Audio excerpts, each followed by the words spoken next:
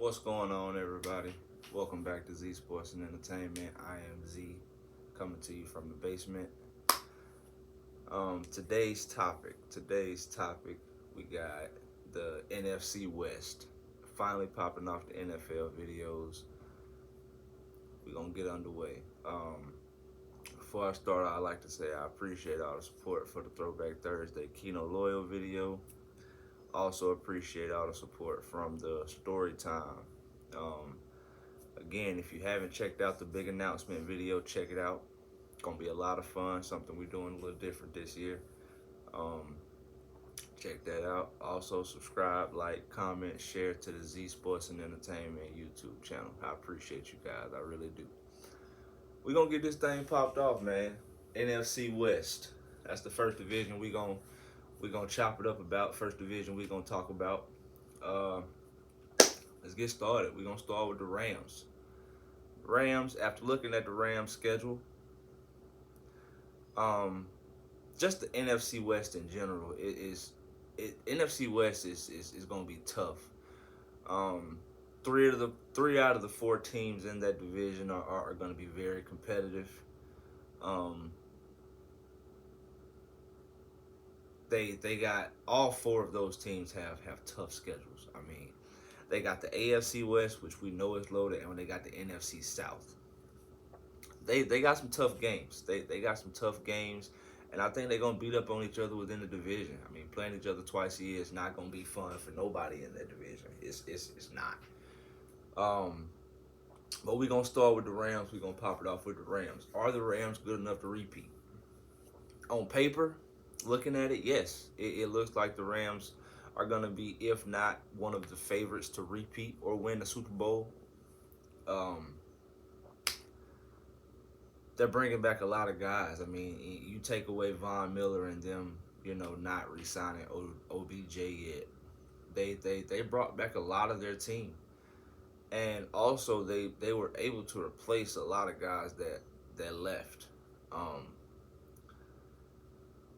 lot of people thought once they re-signed Allen Robinson, not re-signed, once they signed Allen Robinson, that Odell was just not even going to be a part of the picture. But after multiple interviews going publicly, the Rams have made it very clear that they want to bring Odell Beckham Jr. back to Los Angeles.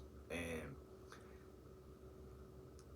Matthew Stafford at the helm, Cooper Kupp, Allen Robinson, Van Jefferson, Tyler Higbee, Cam Akers, Darrell Henderson coming out the backfield. I mean, the Rams offense is looking like it's just going to be prolific as ever.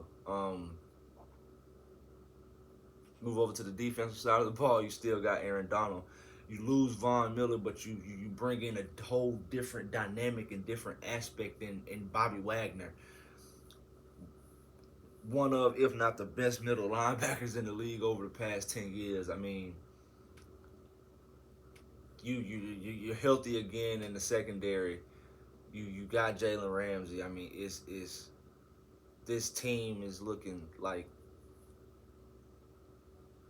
what's the saying with the Rams? Fuck them picks. But the thing about that is, like, for a team to just trade away first round pick after first round pick after first round pick, and for them to come away as successful as they have, and to be able to re-sign these guys and keep them in LA and not just have them there short term, it's astounding. It's crazy. It is crazy. It's unbelievable.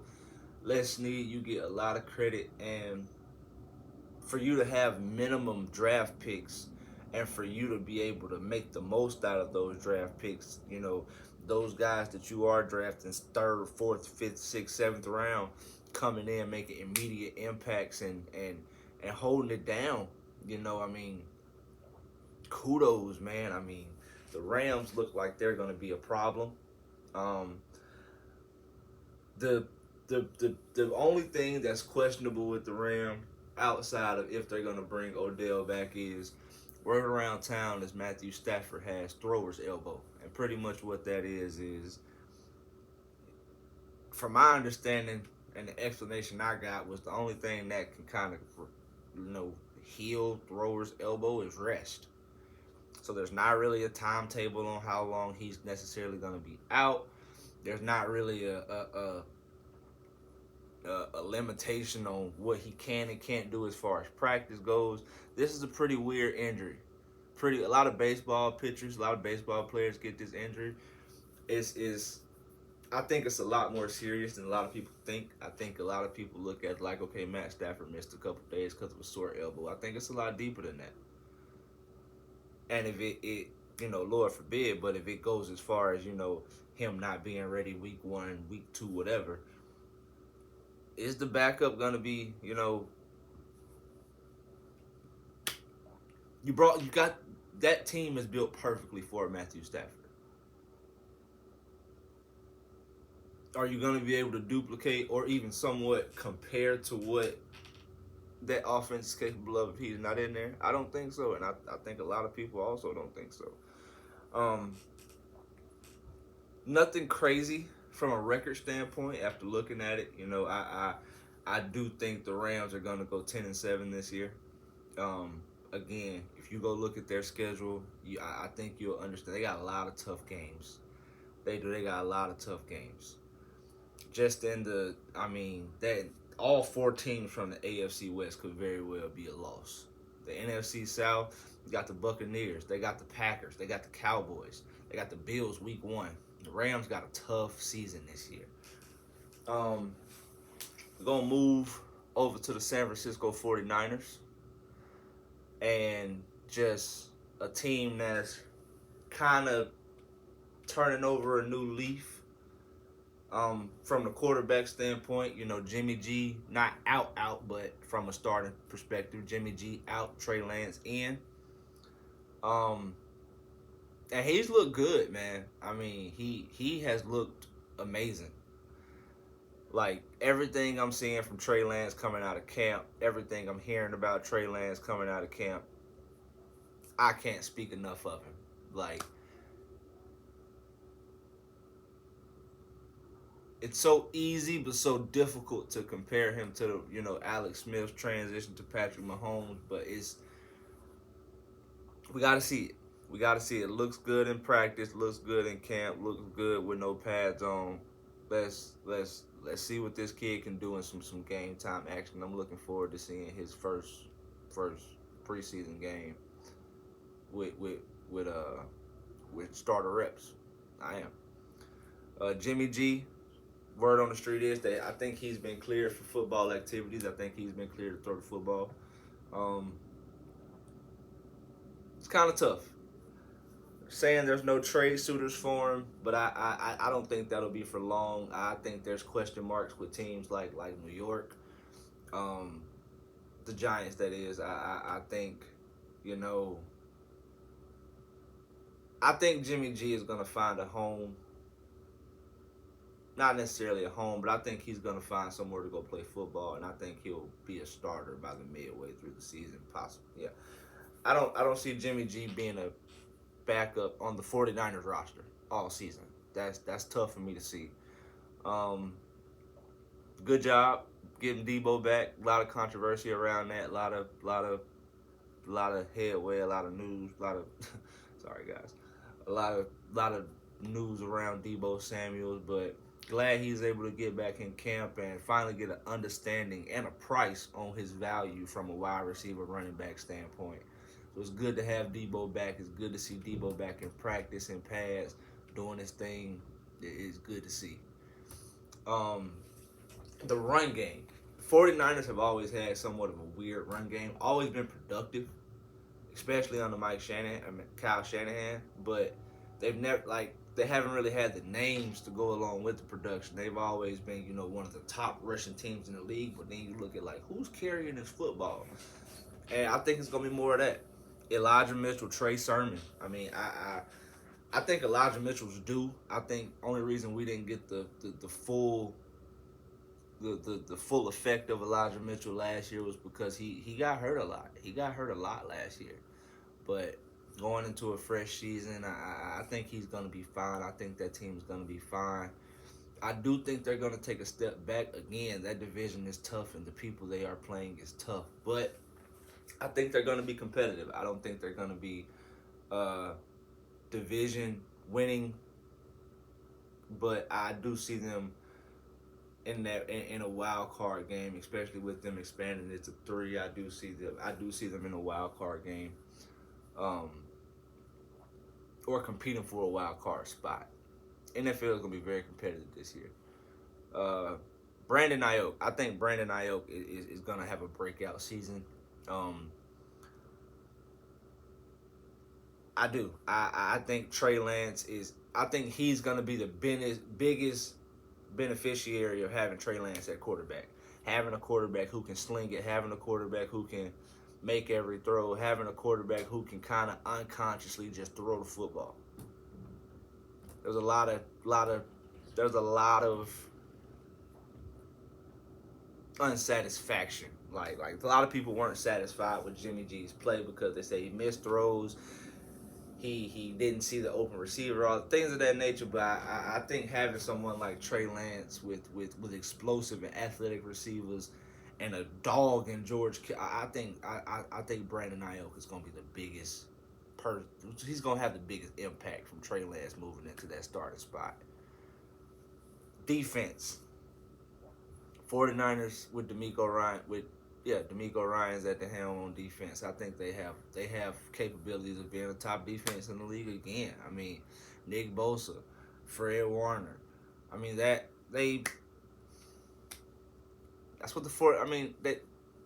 run the football and play defense. That's what the 49ers do. If they can continue to do that, especially at a higher level than people already expect, they could be a lot better than the 9-8 I have them going. I have the 49ers going 9-8 this year.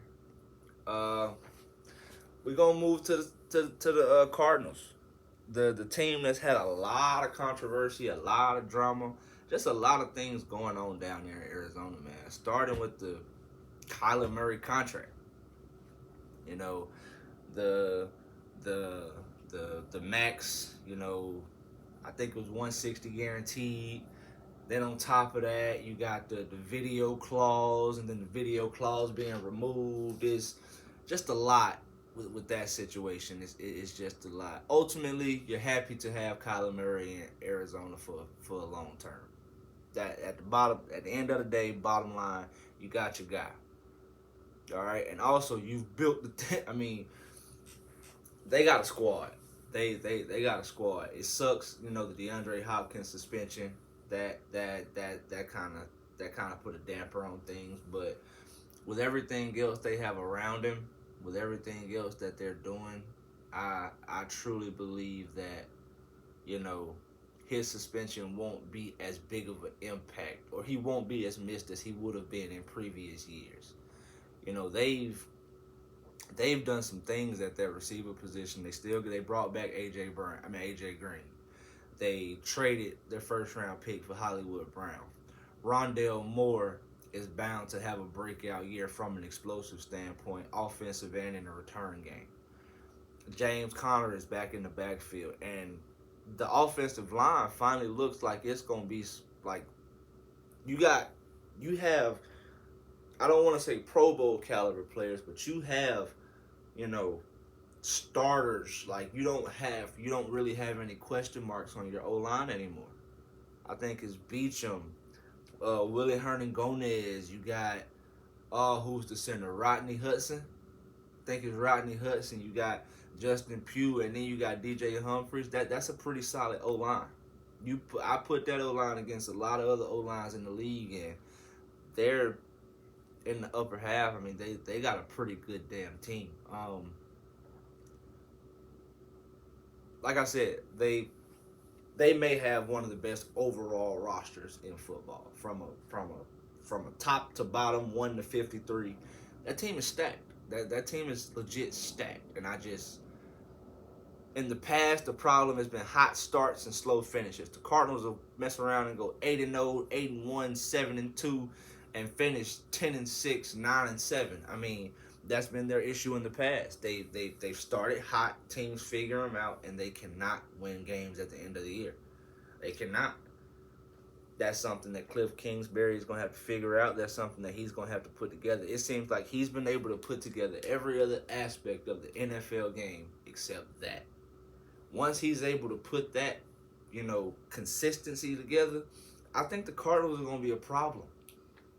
It's going to be a problem. And the last thing I got for Arizona is I'm looking forward to the Zaven Collins, Isaiah Simmons duo at linebacker. I think those guys have Levante David, Devin White type potential. I mean, with both of those guys are 6'2" plus, and both of them run 4.4s, 4.5s. You got two of those guys in the middle of your field, and we know what Isaiah Simmons can do. This guy can play all over. He can edge rush. He can drop in coverage. He can cover your tight end. He can cover your slot receiver. I mean, the potential that they have with J.J. Watt. I mean, they did lose Chandler Jones. Still got Buda Baker on the back end. I mean, that they're stacked. They are stacked. I'm really looking forward to watching the Cardinals play football this year. I have the Cardinals going 10-7 as well, same as the Rams, but I do have the Cardinals winning the division based on the tiebreaker. I don't think the Rams are going to beat the Cardinals this year. I think the Cardinals are going to 2-0 the Rams. But I don't think Cardinals are going to win the division, in my opinion, 10-7. Rams are going to come second at 10-7 due to the Cardinals going 2-0 against the Rams this season, in my opinion. Cardinals going to win the division. I think the Cardinals are finally going to get over that hump and win the NFC West. That I do. And I also, and just going back to the Rams as far as that goes, I don't necessarily think that takes the Rams out of championship contention. The Rams have a team that know who they are. They have an identity. They know who they are. So them necessarily not winning the division isn't going to necessarily completely wipe them out mentally and from a confidence standpoint. I think the Rams will be fine. Let's move down to the Seahawks. Seahawks had a very, very... They don't want to call it rebuilding. They want to call it retooling. But when you lose Russell Wilson and Chris Carson retires and Pete Carroll's on the back end of his career and that defense isn't what it once was, I mean, it's hard to say that the Cardinals aren't rebuilding. Of course, you got the Drew Lock, Geno Smith competition. I think it's going to be very hard for the Seahawks not to go into Week 1 with Drew Lock as their starter. You can't trade Russell Wilson and then bench the guy you got for him, especially when his competition is a guy who was Russell Wilson's backup last year, and he's been a backup for the majority of his career. And this is coming from somebody who was extremely high on Geno Smith coming out of West Virginia. I thought Geno Smith was going to be the next big thing at quarterback. I really did. Until I saw him get in the NFL and realized he couldn't read the defense. So, Chris Carson, Seattle thanks you for your service, man. Those head injuries, that's tough. Those necks, you can't play with those. And you gotta good for you for getting out the game when you were ready. I salute you for that. I do not think the Seahawks are going to lose anything at running back. I actually think the Seahawks are going to have a better rushing team than they have in the past. Seahawks drafted Kenneth Walker out of Michigan State, led the country in rushing last year at Michigan State, and I think this kid is going to be one of the more underrated backs in the league who consistently gets over 1,000 yards. Hard runner. He's you can almost compare him to Chris Carson a little bit. I mean, it's you got him, you got DJ Dallas.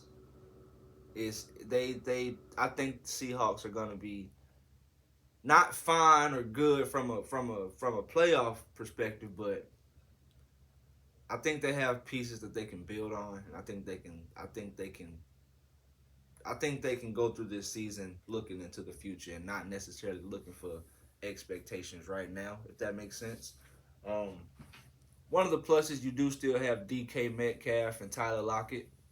My question for that is, though, how long? Because if you start this season and these guys are creating separation and these guys are getting open, but the quarterback can't make the throws, I could see teams coming calling for Tyler Lockett. I could see some teams willing to take on that DK contract. You got two dynamic guys at receiver, man. You can't let them go to waste. You can't. I mean, those are two good guys at receiver who could help a lot of other teams. I know it would suck to lose Russell Wilson, Chris Carson, DK Metcalf, or Tyler Lockett, or both. But sometimes you got to do what you got to do, man. And I mean, if it just looks like the Seahawks are going to be picking towards the top of the draft for the next couple of years.